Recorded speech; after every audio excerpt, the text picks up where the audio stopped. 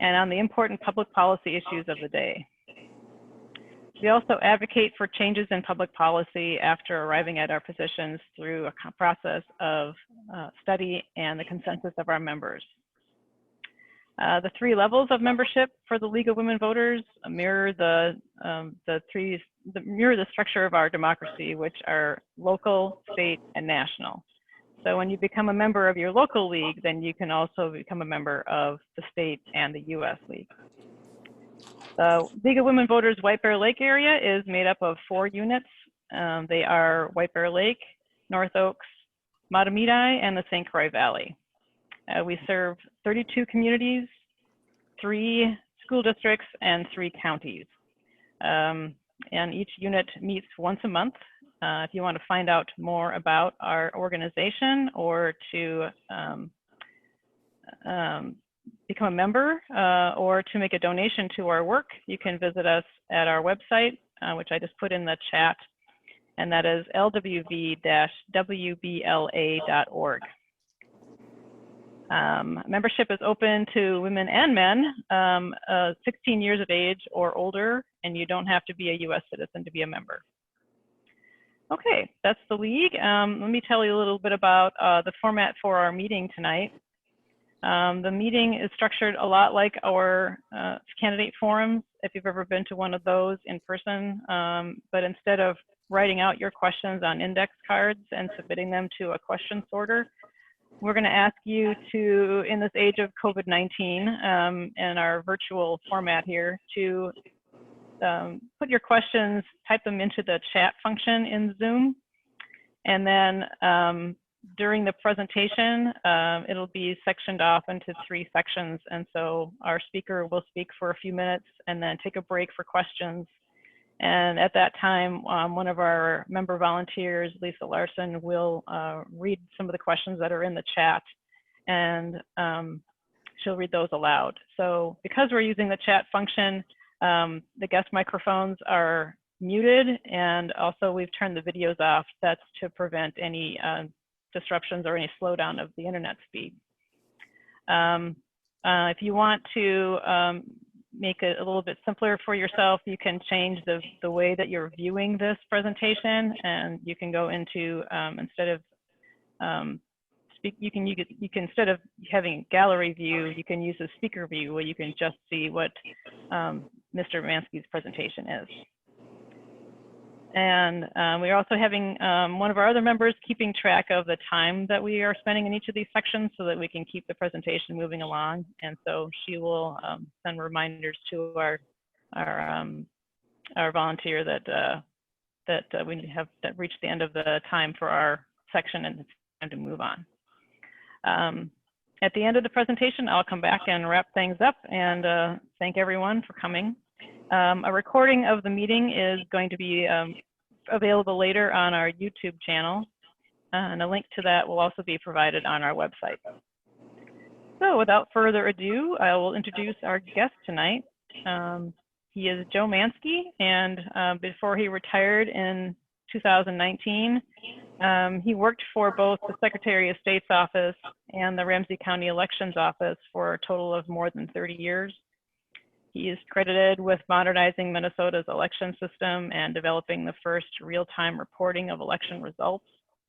He's overseen the vote recounts for the Coleman-Franken Senate race in 2008 and also the Dayton-Emmer gubernatorial election in 2011. You can see why whenever there's a problem to solve or a question about elections, the response was always, better ask Joe. We're delighted to have him here tonight with us to impart some of his knowledge and his learned experience about elections, election security, and absentee ballots. So welcome, Joe, and I'm glad to have you here tonight. Great, thanks, Liz. Glad to be with all of you tonight, and thanks so much for inviting me to speak to you. You know, it's of course, as I speak to people over the years, I always tell them that, you know, this election coming up is really important, very consequential. I guess it would be trite for me to say so this year. From everything that you see in the news media, the interest in this election is very high, as well it should be. And as a former election official, I could not be happier about that situation. So I have a slideshow where I'm going to run through some points, and I'll give people an opportunity about every 15 minutes to stop and ask me some questions, and then we'll move on from there. So why don't we go to the first slide? There we go. And so let me make the following point, and really, if you don't carry anything else away from tonight's meeting, I want you to remember this, and that is that the whole concept of election security and election access is not black and white. It's a continuum. It's a series of grayscales. Because in an imperfect world, which is of course the world that I worked in for 35 years, there is no way to have an election system that is completely secure or that is completely accessible. And since it's not possible to reach either black or white, the question then becomes, what shade of gray do we land on and get to a point where all of us are satisfied that we can vote and that our votes are cast securely and by people who are eligible to vote. So in our context, it's up to the legislature to balance the needs of people on these sides, and of course all of us have interest on both sides. We're all interested in both secure elections and in elections that every eligible voter is able to cast a vote in.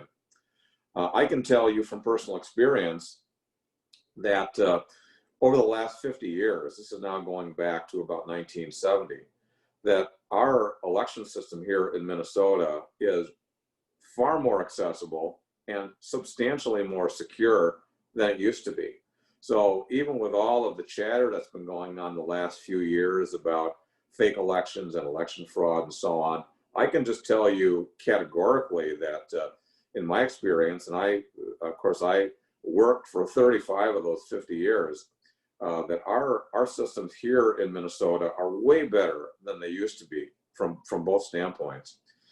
However, in the last couple of years, we have some new threats that have emerged that we have started to deal with, and we'll deal with them more in the future. Next slide, please. So as I mentioned, I have the facts to prove this. That just to show you how much better our election systems are than when I started back in 1984. The first recounts I used to do, counting primarily paper ballots, I would typically find 5 counting errors for every 1,000 ballots that I recounted. And now for the recounts that we did in 2018, which was the last state election that I worked, we're now down to about 2 counting errors for every 10,000 ballots that we count. I mean, that is an improvement of an order of magnitude, which is almost unheard of. But that's the reality of elections here in Minnesota.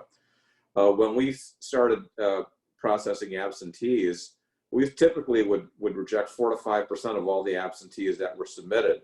Now it's less than 1%. I mean, it's an improvement of more than 80% during that time period. And with the development of the statewide voter registration system and other technologies, our ability to identify and to verify who the voters are and who and where they should be voting, again, is just substantially better than it used to be. Next slide, please. We also, over the years, have improved our capability to both detect and to deter, which is what we want to do, election fraud of all kinds. And so, for example, for voter registration, we identify everyone's identity every time somebody fills out a voter registration application. We identify identify them individually by matching data that they send us on their application with data that is on them from either the driver's license office or from the Social Security office. Could you go back one slide just for a second? Thank you. There, one more. Go. You can go ahead one more. There you go. Oh, two more. There you go. One more. There you go. Okay. So your identity is verified with the information that either public safety or the Social Security Administration has on you, and we have access to both of those databases for verification purposes. We verify your residence also by doing data matching from those sources, and by making a non-forwardable mail verification. Not only every time that someone registers, but I used to do this periodically when I was with Ramsey County. We typically would send out mailed notices for the purpose of determining that we had the right people matched up with the right addresses. And then finally, we also verify your eligibility to vote, again, by doing data matching with a number of state and local databases. One of the things that we do, for example, is we get records from the State Department of Health on people who have passed away. And to enhance that, I also have my staff check the obituaries in the Star Tribune and the Pioneer Press every week to make sure that just in case someone from the area passed away out of state, and we would not get data from that from the health department, that we could pick up those individuals from their obituaries. And the more recent implementation of poll books, electronic poll books, which are becoming increasingly common throughout the state, will make it even more possible to verify voters. And just as an aside, I have been in favor for probably 15 years of adding people's driver's license photo first to the paper polling place rosters, and now to the electronic poll books, as another way of verifying who people are when they come in to vote. Also on the voting system end of the operation, all of our systems are tested and secured for every election. We actually do several levels of testing prior to every election, and for every statewide election. We do a selective audit of a number of precincts selected at random by our canvassing boards. And both prior to Election Day and on Election Day, the voting system components that are critical to its operations are locked and sealed. And again, in Ramsey County, where I have some personal experience, our voting system was non-networked, which meant that the only way to get at it was to come in physical contact with it. And on Election Day, the county sheriff used to assign me 4 deputies, and they weren't there to protect me personally. They were there to protect our ballots and our voting system. And so I'm a big believer in physical security, and because I believe that you can't hack something that you don't have access to. And if something is not on the network, then it can't be hacked remotely. Next slide, please. Let me talk a little bit about voter suppression, because it is a part of this discussion about both voting system security and voting system access. There are a number of ways, both deliberate and unintentional, of discouraging people from voting. And of course, we're interested in minimizing both of those two things. Voter suppression activities are carried out by a whole spectrum of actors. Unfortunately, and happily, Minnesota is not one of those states, but there are some states that do engage in what I would call state-sponsored voter suppression. And they do that with the deliberate motivation to reduce the number of people who are voting. Which of course I think is very unfortunate. And the good thing about voting here in Minnesota is that we don't engage in those kinds of activities. Campaigns and candidates also engage in these activities. And again, their idea is to either deter or to prevent certain individuals, AKA people who are not likely to support them, from voting in any given election. Next slide, please. So what do we want to do? Obviously, at an administrative level, we are trying to detect these voter suppression activities and deter them to the extent that we are able to do so. So, for example, I'm sure that all of you who have been either listening to TV or radio or reading in the newspapers or on various websites, certain individuals, and I won't mention their names, who are spreading false information about how and when and the process for voting. Should those activities occur in this state, we have a state law that prohibits that. It is a gross misdemeanor, as a matter of fact, to deliberately mislead people on the time, place, and dates for voting, and frankly, on the qualifications for voting. So, and I certainly encourage people who see or hear any of this to forward whatever information they have to their county attorney, because we're serious about making sure that people are not deterred from voting because somebody deliberately told them false or misleading information. We also have state laws which prohibit unwarranted challenges to voter eligibility, which typically occur at the polling place. We also prevent intimidation of voters, which it used to be fairly common in other states, was never really much of an issue here. And of course, like every other state in the country, we prohibit bribery of voters. There are some unintentional actions, or who knows, for all I know, maybe they were intentional, administrative actions taken by election officials in other states that have been and are viewed as voter suppression.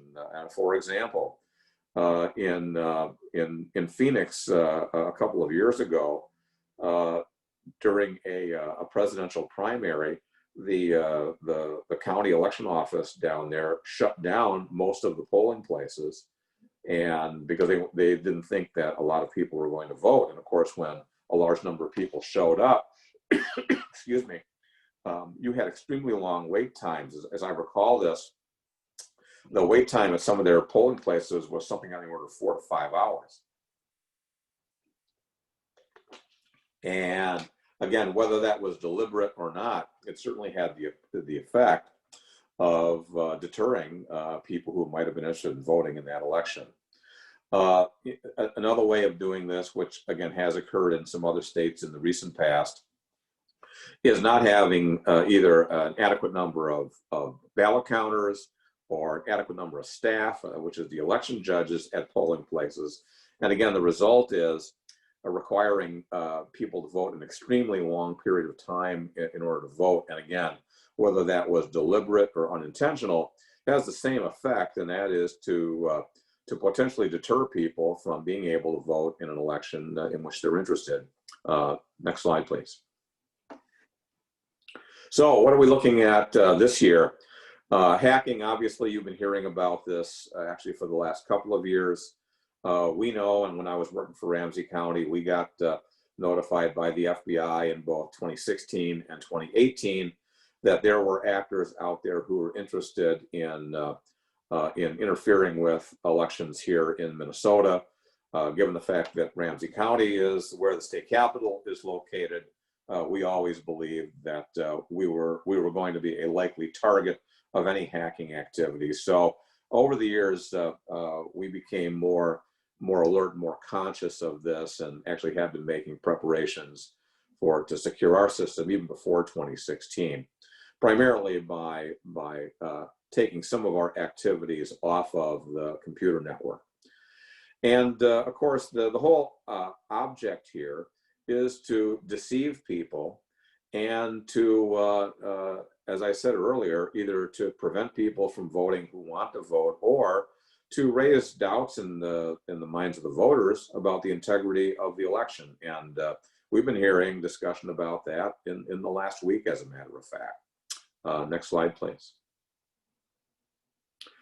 Okay, so what do we do? What do election officials do to meet these threats? First of all, is to plan for them, and fortunately, both statewide and in Ramsey County, there has been planning going on for several years to try to secure our system more effectively and to identify potential sources of either hacking or suppression. And one of the things that we do is to do testing internally on what we would do if some of these things did occur, and to set up backup systems in case they did. For example, for our voting system operations, since more than one county has the same voting system that we do, we used to be in the habit of, and I think they still do this, of actually sending some of our voting system data to these other counties, so that if for some reason our computer system went down or became inaccessible to us for some reason, that we could go off-site and restore our operations and continue operating as if nothing had happened. And again, in Ramsey County, we do have an office that is co-located with the county sheriff, which is a pretty secure location to be at. And should it become necessary, we could relocate there and resume our operations if there were some threat to what we were doing. Next slide, please. Okay, one of the ways that people might think that they are able to interfere with our elections is to go down to the polling place and either physically or psychologically deter people from voting.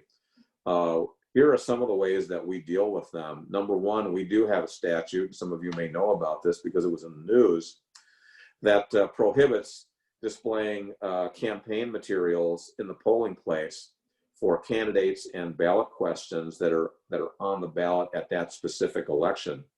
And so our state law prohibits those activities.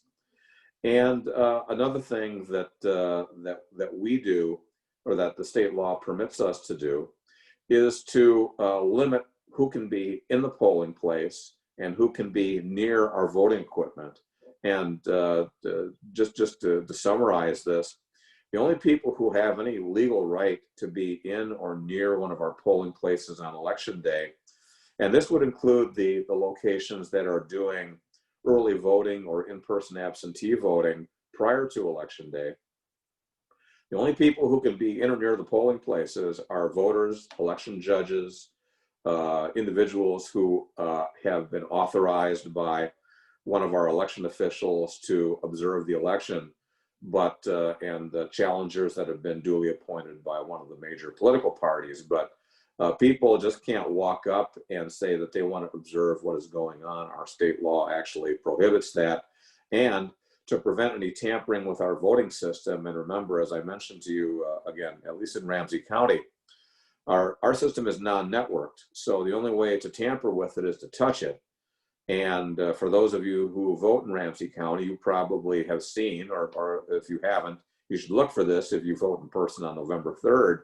There'll be a piece of tape on the floor that's 6 feet away from our voting equipment, and that denotes the area in the state law that prohibits people who are not voters and election judges from coming even close to our voting equipment as much as touching it. So we're very serious about maintaining security in the polling place and near the polling place. And should something happen this year, all of our election judges will be fully prepared to deal with it.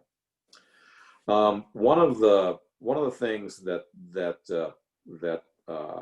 I suspect we are going to see is more overt voter intimidation. And I suspect that both at the state level and at the local level that the election officials are preparing for this.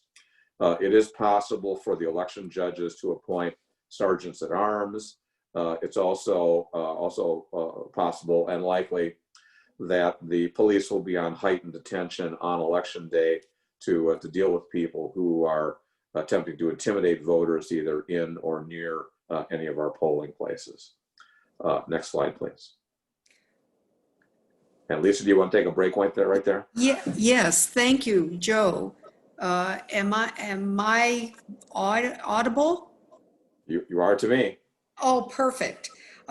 We have a couple of questions from people who are here with us, and so I'm going to go through a couple of them. Here's the first question.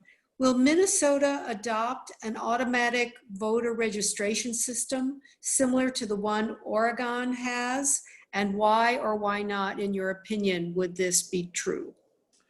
I certainly hope so. I have advocated such a system for the last 15 years. A bill was passed by the legislature and vetoed by Governor Pawlenty, and actually, had it not been vetoed by the governor, that would have been the first automatic registration law in the country. So we have kind of fallen behind a few other states. I would like very much to see the legislature authorize an automatic registration system. Hopefully, they'll do that next year.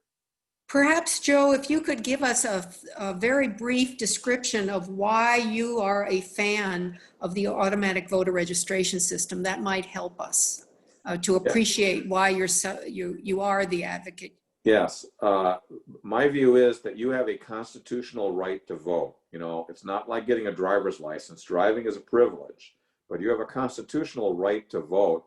And our role as government officials should be to facilitate your constitutional rights.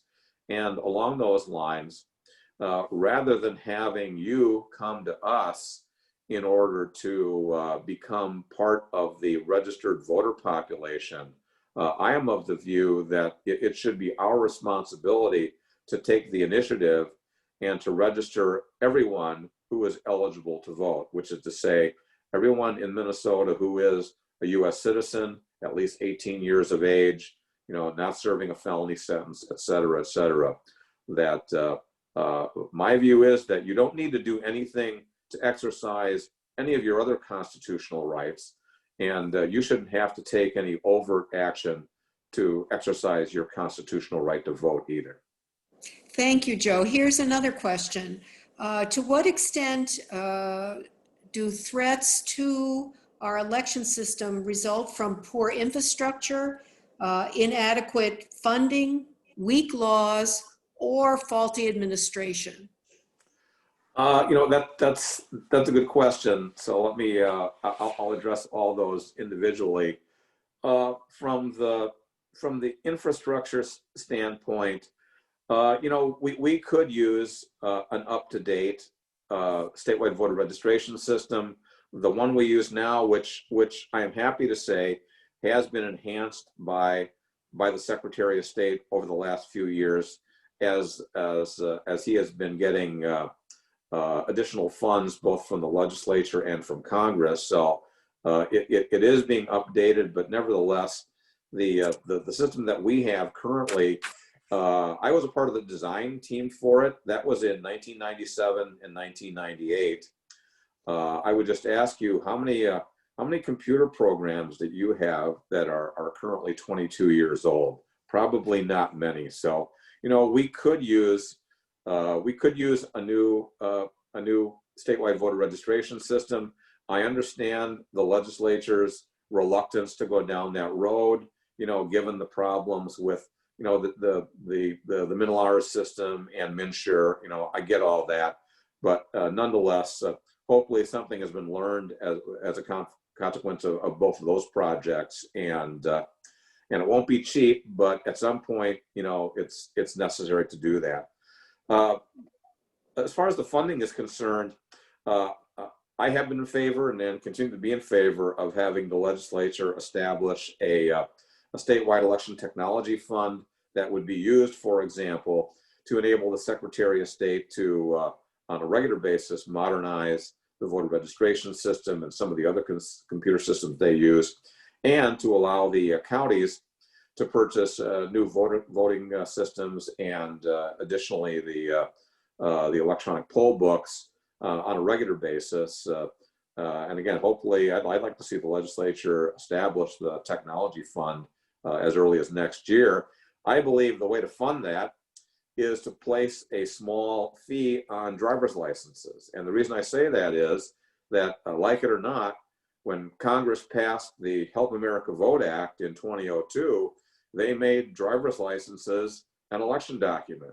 And since they are election documents, and since virtually all of our voters have either a driver's license or a state ID card, it seems pretty clear to me that it's not unreasonable to use that document as a way of collecting a small fee that could then be used to enhance election technology throughout the state. As far as the laws are concerned, you know, we have not had a recodification of the state election laws since the 1980s, and I think that is the longest period in our state's history that we have gone without recodifying the election laws. Obviously, that task needs to be done. To be honest with you, in this environment, I think that's a real challenge politically, but hopefully in a not too distant future, that the politics here will enable us to have the legislature recodify the election laws. And then finally, it's just from the administrative standpoint, one of the things that I think would be useful is to reorient our training for our election officials and our election judges. A lot of the things that we are training on really come from the 70s and 80s, and obviously as rapidly as things are changing in the manner that we are conducting our elections, the type of training that we need to do, I think also needs to be augmented and to be brought into the modern world. Well, here's another question for you. We're very fortunate to have you speak with us. We know we'll learn a very great deal. But given the fractured way that people get their news today, how do public officials give voters confidence in the election system? How do we spread the news about the system that you're sharing with us now? My thought is that since most people today have access to the internet, you know, either on a phone or a tablet or a computer, my thought is that our election officials, again, from the Secretary of State, county auditor, city clerks, whatever, need to make more data, more facts available on their websites, so that people like the folks who are watching us here tonight, that they can follow along as the election is being conducted, or as we lead up to election days, because that's pretty much what it is at this point. So that you can sit at home and tell from the various websites, you know, how many people are registering, and who, you know, how many people registered this week, how many people requested either, you know, an absentee or a mail ballot, how many people voted early, how many election judges are needed, how many have been trained already. I think the more facts that are available, and they're all out there, they just need to be made available to the public. I think the more facts that people have, the more difficult it is for people to deceive them, who either do that deliberately or unintentionally. So Joe, here's the last question for this part. And actually there are two questions, but they overlap one another.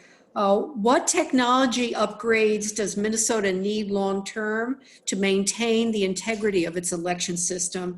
And what about cyber attacks in that context? You know, as I said, we are in need of a third generation statewide voter registration system, and the development of that would, of course, address a lot of the security issues that we have now that, you know, we never really considered 22 years ago, because just as an example, when we started designing the current system, the internet had only been around for general public use for about 4 years. And so we could use a system designed from scratch with the internet in mind, with smartphone access in mind, with all the security requirements in mind. And I think the other thing that we need to do, and again, I think the Secretary of State is doing this currently, is securing the parts of the system that have to be networked. For example, for our voter registration system to work statewide, the counties need to be connected to each other and to the state. There's no avoiding that. Same thing with collecting election results on election night. That has to occur as a networked activity. And that we do need, and again, the Secretary of State is currently working on this, to make both of those activities more secure. And then finally, on the voting system part of this operation, I would like to see the legislature codify a couple of practices that Ramsey County has used and is currently using, primarily to unplug the voting system, which is to say to get it off of the network, make it a freestanding system. And for those of you who may have worked for me as an election judge, you know, for the last 7 years that we stopped transmitting election results from the polling place, that we unplugged our ballot counters from the network. And in our office, we also unplugged the computers that we use to administer the voting system itself. And the interaction that we had with the state system on election night to send them results, when we would send, and of course we're walking information over from our computer to the network computer, that information only makes a one-way trip, that there is no contact between the network systems and our non-networked voting system. And I would like to see the legislature again require that type of operation statewide by law. Joe, thanks very much. Perhaps you'd be good enough to proceed to the second part of your presentation. Sure thing. So if we can go to the next slide, please. Okay, so the other thing that is necessary to preserve the integrity of the voting system and the voter registration system as well is first of all to make sure that we are securing properly all of the data that we need in order to conduct the election, and that would include polling place rosters, which these days are less increasingly on paper, more increasingly are a part of the electronic poll books.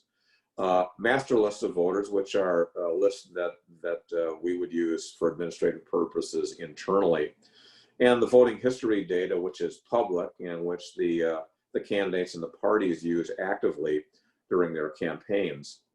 We also protect the programming which is used to set up the voting system, and that includes the manner in which the ballot gets laid out, because every precinct gets its own ballot, a discrete ballot for every precinct, and of course that ballot has to be programmed discretely when the elections are being set up.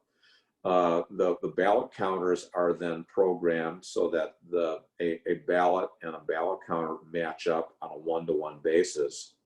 As I mentioned a few minutes ago, we also have a method to communicate electronically results on election night to the Secretary of State, and to prepare for canvasses of the state election and all the local elections for which the county and the cities are responsible. And again, as I mentioned earlier, backup systems are in place. At least we had them in place in Ramsey County to deter any of the impact of someone who is trying to attack our operation. And again, what the sheriff used to do, and I'm presuming will do again this year, is that they used to provide me with 4 deputies on election day. And again, their main role there was to protect our operation from people who might want to interfere with it.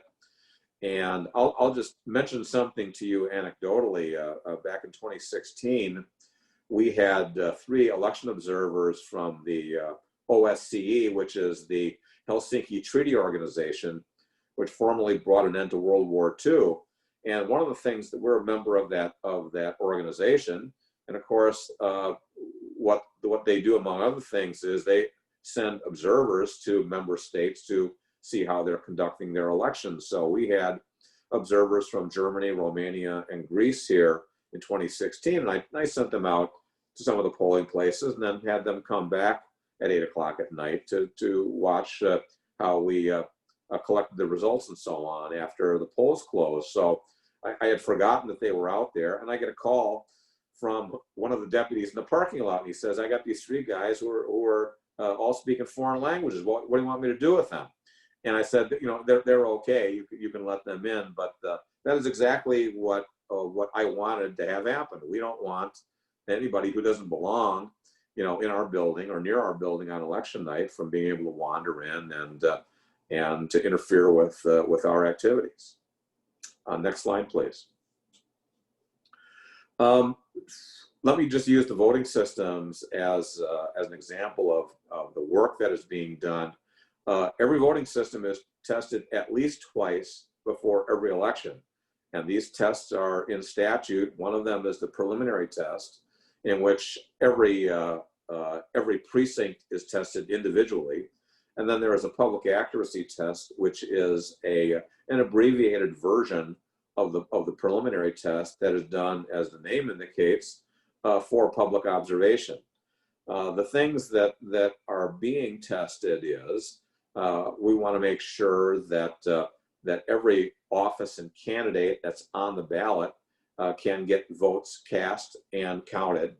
That we want to make sure that the ballots and the ballot counters match up, because as I mentioned a few minutes ago, there is a one-to-one relationship between a ballot and a ballot counter, that one of our ballots will only go through that one ballot counter and none other. That the ballot counters have the ability to read the kinds of marks that the voters make. And so again, when I was working at Ramsey County, although we had the capability to manufacture test ballots electronically, I wanted to make sure that we actually had election judges doing the marking, because I wanted them to mark the ballots the way the voters would. It's important that we're able to read the kind of marks that the voters typically make.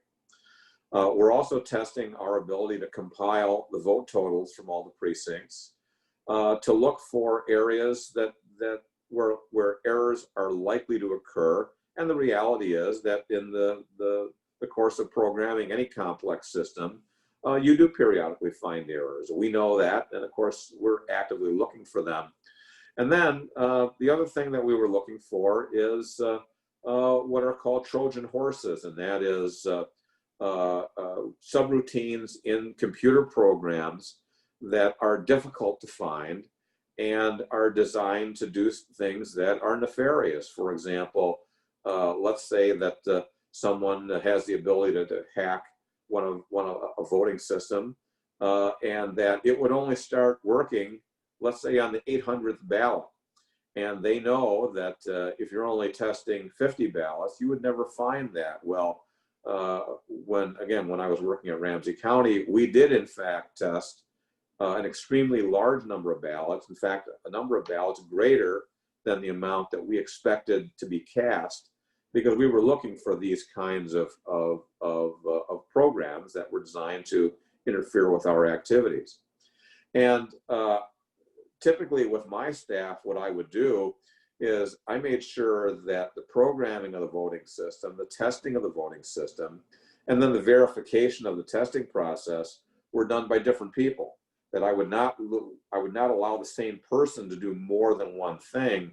And the idea was that we wanted to make sure that your work as a staff person was independently verified by somebody else. Next slide, please. Maintaining an audit trail is, in my view, very important. And Again, the one phrase I want you to carry away tonight from this presentation is that our objective is to have an independently verifiable audit trail through all of our activities. That, by the way, is why touchscreen voting systems have been illegal in Minnesota since 1985, because they lack an independently verifiable audit trail. By the way, so did lever voting machines. For those of you who are old enough to remember them, that in today's world, we would never certify a lever voting machine for use in this state because it has no audit trail.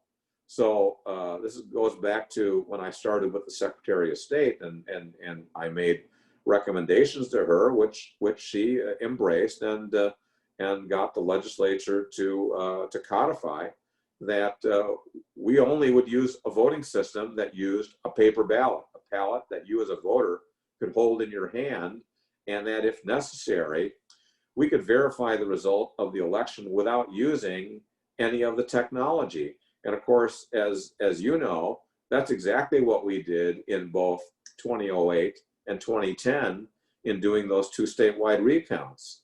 And although there was, there was some controversy about absentees and some other issues that came out of that, there was no controversy about the vote count. And the reason for that is that we and the attorneys for the candidates got to see every one of the nearly 3 million ballots that were cast in 2008, and every one of the over 2 million ballots which were cast in the election for governor in 2010. And I think that is a real strength of our system. We use technology here in Minnesota to make our elections more efficient, not to substitute for manual verification. I am a great believer in manually verifying everything that is being done. Next slide, please. So, excuse me, Joe, may I interrupt you? We kind of arbitrarily, to your disadvantage, divided your presentation up into 3 parts, which I know is a little presumptuous, and I'll just apologize up front. But if we could take a slight break, there are about half a dozen questions that have come up. And if I may, I'd like to ask them of you related to this part of your talk. The first question is, will the requirement to witness absentee ballots be removed anytime soon? Again, I certainly hope so. There is that consent agreement between the state and the litigants in one of the lawsuits, which will drop the witnessing requirement, or effectively drop it for this year's election. I hope that when the legislature reconvenes next year, I hope they do drop it. I would prefer that we handle the domestic absentee voters in exactly the same way that we do with absentee voters who are either overseas or in the military, and that is, we allow them to self-certify their absentee ballot, and then we perform data matching on information that they are sending to us so that we can verify who they are. I think that is the way to go. And especially this year, with the pandemic, there are a lot of people, for example, a lot of elderly people who are in the at-risk part of the population who don't want to come in contact with people that they don't know, or who at some point may be living by themselves and don't have ready access to a witness.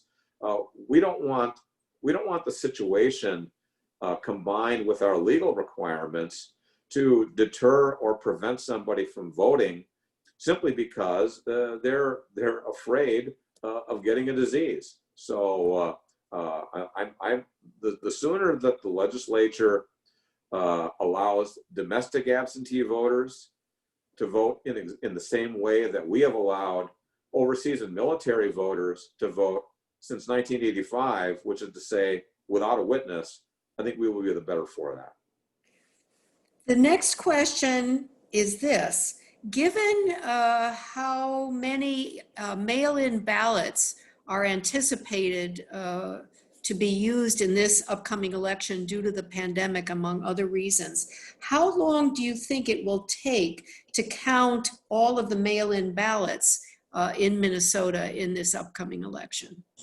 You know, if one of the good things that the legislature did this year, working with the Secretary of State, they did pass a bill that, at least for this year only, because of the pandemic. But again, I think as mail voting becomes more common, I think the legislature is going to need to make this permanent. But for this year, they authorized the county auditors and city clerks to begin processing absentee ballots 2 weeks before Election Day. And that's what happened during the state primary. And I think for most counties, and I actually checked with Ramsey County about this, they completed processing and counting all of the absentee ballots that arrived up through Election Day by about 6 o'clock on election night. So by the time the polls closed, they could immediately start posting the results from the absentee ballots. And even though obviously we're looking for a very, very large number of ballots to come in by the mail, I think there is now an adequate amount of time, and for those counties that went out like Ramsey did and got additional technological resources, that I am hoping that as happened for the primary, that they'll be done with the ballots that came through Election Day, before 8 o'clock at night. Now, remember, as a part of another one of the consent agreements, that voters will have the opportunity to have their ballots counted if they are postmarked no later than Election Day and arrive at one of the election offices up to 7 days after the election. And what that means is, for election officials, there isn't an election day, there's an election week, because for them, Election Day is going to last for both Election Day and the 7 days afterwards. But I suspect that may become a more permanent feature in the future. It's not unprecedented. In 1984, we entered into a consent agreement with the Justice Department on exactly this issue, that we agreed to count ballots from overseas and military voters for 10 days after Election Day if they were postmarked by Election Day. So this is nothing new to us, and I don't think it will have a huge impact on our operation. But in close races, we may not know the outcome of certain races until we get to the end of that 7-day period. Now, there are actually 3 questions that are on a related topic, and it goes to the mechanics of this mail-in balloting system and also how much flexibility it affords. So the one question goes to what options does a voter have if a voter requests an absentee ballot and decides perhaps to mail it in, or would prefer to bring it in, or would prefer at the 11th hour to actually vote in person. So how much flexibility does a voter in Minnesota have in terms of deciding what to do about that mail-in ballot versus voting in person? Fortunately, a lot of flexibility. So let's just kind of go through the various options. And if you allow me to do so, let me indoctrinate you into my vocabulary. So we break down voting into voting before Election Day and voting on Election Day. Voting prior to Election Day, we have 3 methods of voting. The first is what I would call mail voting, and that is you send us an application, we mail you the ballot, and you either mail it back to the election office or bring it back in person. The second is to cast an absentee ballot in person. That begins 46 days before every election, and that will end on the 8th day before every election. And then finally, we have what I call early voting, which occurs during the 7 days before Election Day, where you come into one of the election offices or one of the locations that is designated by the county auditor, and you get a ballot issued to you. You get to vote on it and put it directly into a ballot counter.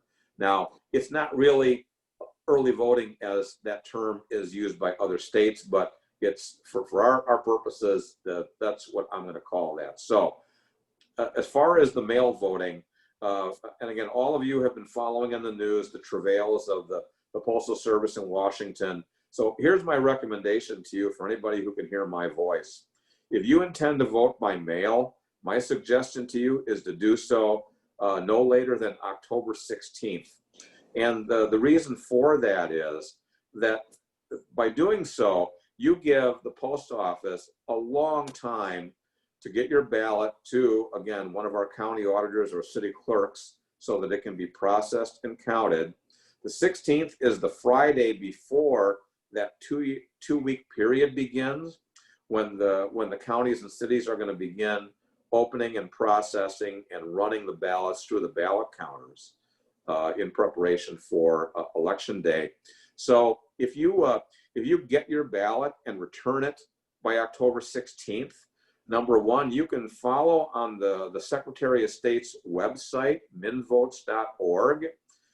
You can determine A, whether the county has received your application, and B, whether they have received and accepted your voted ballot. So if you do all of that on or before the 16th, then the counties or the cities will have your ballot at hand on the first day that they begin doing their 2 weeks of processing and counting. And again, if I were you, if you can hear my voice and you are reluctant to vote on election day or vote in person, I would vote through the mail. Go to minvotes.org, fill out the application online, or call the county or city election office, have them mail you one.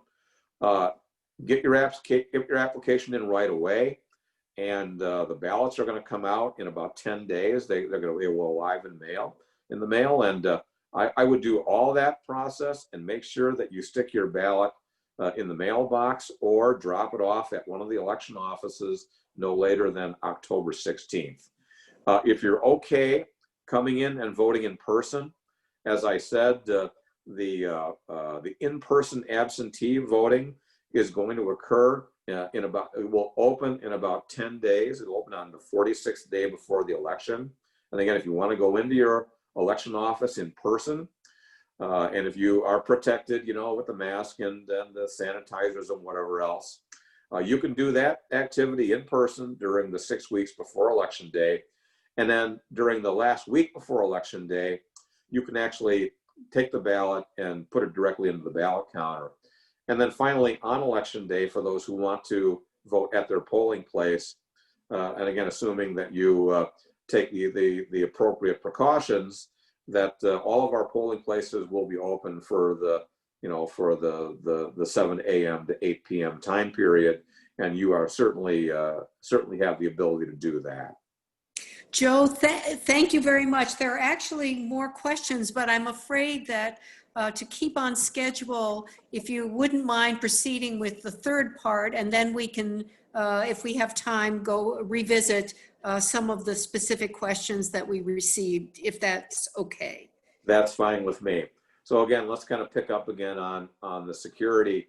Here's, I'm speaking in the past, obviously, but the job of election officials is to attempt to determine where the threats are going to occur in the future and to develop strategies to defeat those threats. And as I mentioned earlier tonight, I am a big believer in physical security, and here's why. I readily concede that there is no computer or no computer network out there that cannot be hacked. That there are a lot of smart, very talented people who have too much time on their hands, and who may be sitting, as we are speaking right now, trying to figure out, how can I attack and disturb the election process in the United States, in Minnesota, wherever. That in this case, the offense has the advantage over the defense. And for those of you who are football fans, let me put it to you this way. When your opponent has Aaron Rodgers as their quarterback, the likelihood is your defense is unable to stop him or will be unable to stop him. So what's your strategy? Your strategy, which is our strategy here, slow down the game. Keep him on the sidelines. And the way that we do that, the way that we slow down the game, at least in Ramsey County, is we have unplugged our voting system. There's no way to hack our system because our ballot counters are not networked. And as I explained earlier, unless you're a voter, you cannot come to within 6 feet of one of our ballot counters. And the computer equipment used in the election office to program and to compile the results are also non-networked, and as I explained to you, are guarded on election day by the county sheriff. So my view is you can't hack what you can't touch. And so that's, I think, the most successful strategy from my perspective, is to unplug as many of these systems as possible and to practice what to do if something were to happen on election day, so that you can just roll on without any interruption. Next slide, please. Okay, one of the ways that we are able to audit the election process is to actually have a legal process by which the candidates, their attorneys, even voters are able to see what's going on. And we have a couple ways in the state law of doing this. One is through the errors and omissions process. And you may remember, those of you who are really into this may remember that there were a couple of errors and omissions petitions submitted during the Coleman-Franken recount to deal with some legal issues there, because some of the candidates or the attorneys wanted to see some documents or to make sure that a certain process was followed, and the errors and omissions process enables them to do that. Of course, the recounts, as you know, since we conducted 2 statewide recounts in 2008 and 2010, the recounts afford the opportunity for, again, the candidates and their attorneys to see every ballot. And not every state does this. A lot of states, and I think Wisconsin is one of them that still does this. They perform recounts simply by running ballots back through the ballot counter. And I think if you're going to do that, why do the recount? The only reason, in my view, to do the recount is to examine the ballots physically. And that's our state law here in Minnesota. That's how we've conducted recounts ever since we went to the optical scan voting system in the mid-1980s. And then we also have a process for filing election contests, which are civil lawsuits in the district court. And one of the things that you can get through an election contest is another recount, or as some of the attorneys refer to it, a second bite at the apple. And occasionally that does take place. So when is it worth having a recount? Let me just tell you this. The Coleman-Franken recount was worth doing because the margin on election day, which was 215 votes, was smaller than the standard error of our voting system. Remember, I mentioned earlier tonight that typically, and it's not the voting system that is doing this, it's the voters. The manner in which the voters are marking the ballots will generally yield 2 ballots for every 10,000 cast that have 1 or more votes marked in a way that the voting system can't read it, but that election officials, upon examining the ballot, are able to read it and determine whether or not it can be counted. So the Coleman-Franken result was within that margin of error. The Dayton-Emmer result was outside of that margin. That recount should never have happened. And I'm not exactly sure why it did happen, but the margin, which was about 8,800 votes, was far beyond the standard error rate of our voting system. And that frankly was a waste of time and a lot of money. So, if you're interested, if one of your friends is running or some office that you're interested is close enough, you should go to one of these recounts so you can see what's going on. And what you'll see there is the election officials visually inspecting every ballot.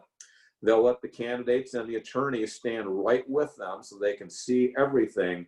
And again, if you look at every ballot, you are going to add votes to the final total. It is inevitable. And my rule of thumb is these days that for every 10,000 ballots that you review in a recount, you should add 2 votes net. And in recent recounts that I did, we were right on that number. So when you look at a close result on election night, and if you want to do a little math, if the result is within that margin, 2 votes for every 10,000 votes cast, that's a recount worth doing.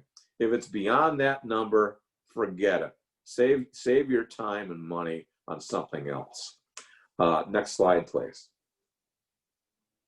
Okay, so how can we improve our already very good election system for both 2022 and 2024? As you heard me mention earlier, we need sooner or later a 3rd generation statewide voter registration system, one that is designed with security from the beginning, one that enables the election officials to authenticate voters, and I think just as importantly, allows the voters to verify that the information that the state has about them is accurate and is complete. I think the verification needs to go both ways, that the state needs to be able to authenticate the identity and eligibility of the voters, but the voters should also have the right to authenticate the information that the state has on them. I would also like to see for the growing number of electronic poll books that are used in Minnesota, that we include more biometric information. And I think the easiest thing to do is to add the driver's license photos. So if there is any question about somebody's identity, the election judges have it right in front of them. And more to the point, that and this is kind of my philosophy generally, that I don't believe the voter has to do anything to demonstrate that they're eligible to vote. I believe it is the state's obligation to verify that people are eligible, not the other way around. And that if there is some interest in using photography, that it should come from the state and not from the voter. Third, again, as I said earlier today, we need to non-network, get the voting system off networks so that both the ballot counters and the computers used to program elections and compile the results are completely non-networked. I would also like to see the voting system testing requirements augmented. I would like to see more testing, and to see testing also include the transmitting of results from the counties to the state. And I would like to see the post-election auditing expanded as well. I would like to see more offices audited, and I would like to see more precincts audited. And the way to do that is probably to delay the certification of the results of the election, to delay the canvassing by about a week. And that would allow the auditing to take place before the first round of canvasses occur. Next slide, please. So if you're a concerned voter, and I suspect if you're listening to me tonight, you are, what can you do about election security? For one, check to make sure that the information that the Secretary of State has on you is accurate, and you can do that. You can verify, whether or not you're registered to vote or not, whether or not one of your an absentee application has been accepted, etc. All that information is available on the Secretary of State's website. And again, if you are planning to vote by mail, do it as early as possible. The ballots will be available either through the mail or in person at the election offices on September 18th. And again, I'll just mention this one more time. If you are contemplating voting by mail, make sure that you do so and that you return the ballot to one of the election offices no later than October 16th. Again, if you don't trust the post office to deliver your ballot, you can drop your voted ballot off in person, at your election office, during that 46-day time period. You don't have to mail it. You can drop it off in person. And I know from talking to my colleagues in Oregon, and of course they've been doing statewide mail voting there for decades. They tell me that increasingly more people are actually bringing their voted ballot back in person or dropping it off, as opposed to having the Postal Service mail it back. And again, you can verify that your mail ballot has been received and accepted by going to the Secretary of State's website. And then finally, if I can just pirate a phrase from the airports, if you see something going on that you think is a little odd, let your election officials know about that. And they can at least be in a situation where they can figure out what's going on, and if necessary, maybe file a complaint with your county attorney if you think that that one or more laws is being violated. Next slide, please. So you want to be part of the solution. You cannot be part of the solution by laying on the couch with the remote in your hand, and just complaining about what's going on. That doesn't solve any problems. You need to take an active part in our electoral system, because that's the basis on which our system was designed to operate. So one of the things that you can do is serve as an election judge. Remember that election judges don't just serve at the polling place on election day, that it requires election judges to process and count the mountain of mail ballots that are coming in.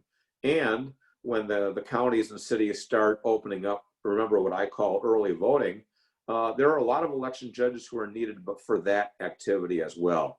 And since I have a former relationship with Ramsey County, I will give them a plug here. If you want to be a Ramsey County election judge, and why wouldn't you want to, just go to rcelections.org. You can apply online.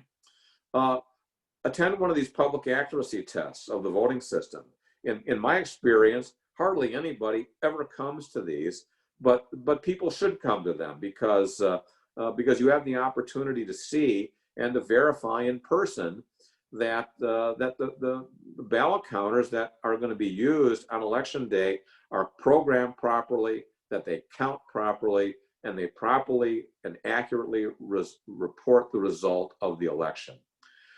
If you are more of a people-oriented person and you want to help people out, I'm sure the league or other organizations have hotlines available prior to election day and on election day that need some volunteers.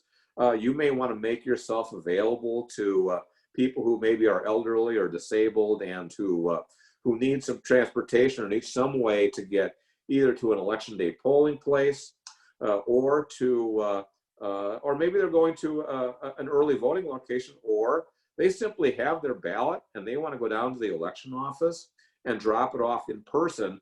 If they need a ride, maybe you should be the person who is enabling them to do that. Give them a ride. And again, for people who want to do this, an increasing number of people, myself included, starting to develop a little arthritis. Fortunately, it does not prevent me from marking a ballot, but someday it might. And if you do know some people who have a problem, holding a pen or pencil, or have difficulty reading the ballot because their eyesight is not very good, you can be of assistance to them by helping them to read and mark their ballots if they want to. Finally, go to one of these post-election audits. Again, they're all going to be done the week after Election Day, after the general election. And in Ramsey County, the county canvassing board will at random choose 5 precincts that will be audited. I'll go down there and watch them and to make sure that that the results are correct. And I think you'll be very interested, very happy to see what happens at those events. So again, my bottom line here is that citizenship is not a spectator sport. That our system is premised on the active involvement of the voters. That the election officials cannot do it by themselves. That it is vital that you become actively involved. The next slide. So this is going to be a historic election. You want to be able to tell your kids or your grandkids or your great-grandkids that you are a part of history. And of course, the way to do that is to vote in the November 3rd election. Even if you vote 6 weeks ahead of that, make sure that whether you vote by mail, in person, prior to Election Day, on Election Day, make sure that you are a voter this year. And I'd like to thank everybody for their attention and questions. Joe, we have a few more questions before we wrap up, if you're willing. Sure. One question, is there a role for the federal government in helping states to better manage election-related emergencies such as this pandemic presents, or to address cyber attacks, which are also a form of emergency? Well, Lisa, I'm going to give you an answer which is probably not what you are expecting, but of course, you know me, have known me for a long time. And for the people who don't know me, I'm a former state government manager.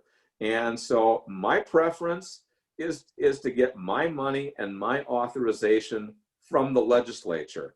That, my preference is not to have Congress involved in our election activities. I understand that they have they have the right to pass laws that affect federal elections, like the Voting Rights Act, which is an incredibly valuable piece of legislation. I think is more problematical from my standpoint. So having said that, is there a federal role in dealing with the current situation? I think the answer is yes. I think from the security standpoint, I think the states could use the expertise of the FBI, of the security services in Washington, to help develop methods to keep our technology safe and to deter the kinds of activities that I understand the Senate Election Committee reported several weeks ago on the Russians actually engaging in deceptive activities using social media. I think that is entirely appropriate. Frankly, if Congress wants to do the one thing they are really good at, and that is writing checks, I'm sure that our Secretary of State would be more than happy to take federal funds to help maybe give a jump start to some of the activities that he is dealing with today. But to be honest, again, speaking as the former state election director, as a state election manager, my preference is to get my authority and my money from the Minnesota legislature. And one of the reasons I say this is that if you have the federal money, then you have the federal standards. And not to sound too arrogant about this, but I don't want Minnesota dumbed down to the level of a lot of other states. That I prefer to be able to operate independently of what places like, and I guess I won't mention any other states. I prefer that we operate independently of everybody else because I think we do things better here than other people do. Now, on the day that Congress determines that we need national standards, then I want us to be the standard. Here's another question, Joe. And this relates actually to the primary. There was a lot of debate, you may recall, about data privacy, and you touched on it in your presentation tonight. Can you tell us what the status is of the data on voters who voted in the primary election in Minnesota and were obligated to declare a party preference as part of that process? Yes, under the current state law, and again, I haven't been following the special sessions very carefully, but I don't think that that law has been amended during one of the special sessions. And if that is the case, the data that you submitted, which is to say the party you chose in order to get a ballot for the presidential primary, that data under our state law is classified as private, so that someone could not make a data practices request to the Secretary of State or to Ramsey County elections in order to find out what party you chose in order to vote in the presidential primary. However, as a part of the state law that authorized the presidential primary, there is a directive there for the Secretary of State to turn over that information to the major political parties. Now, I surmise, and I don't know this factually, but I surmise what they're going to do is they're going to share that information with their candidates and with their statewide campaign organization, so that if you do find yourself getting targeted mailings or phone calls or folks knocking on your door, it may well be that they identified you as being affiliated with a given party by the information that they were getting from the Secretary of State. But so I just to summarize there, the parties under our law have a legal right to know which party you chose in the presidential primary, but nobody else does. Okay, and Joe, here's one last question before our President Liz wraps this up. And here it is. How do you think a 2020 census undercount and its potential impact on both legislative and congressional district boundaries might affect voters' confidence in our election system?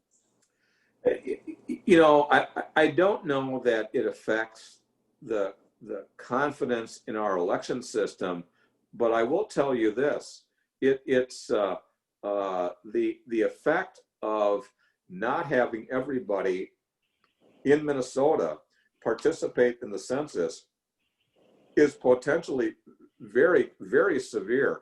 You know, we are right on the cusp of losing one of our congressional districts because our state has not grown as fast over the last 10 years as the country as a whole. And the last time I looked, that we were probably, 15, 20,000 people behind the number we needed to keep all 8 of our congressional districts. So if the participation rate is not very high, and I was very alarmed to see in the newspaper the other day that Minnesota did have in the beginning was number 1 for census responses. Now we're down to 11th, and again, it presents the opportunity for us to lose one of our congressional districts, and of course, what that means is we have one less representative in the U.S. House of Representatives. It also means that we have one less electoral vote to cast in the Electoral College, and of course, that's how we are electing the president and the vice president. So, again, for anybody who can hear my voice, it's not too late to either send in the census form or to do that online, and it is absolutely critical that every Minnesotan participate and get counted for this census. Well, thank you, Joe. This has been a really amazing presentation.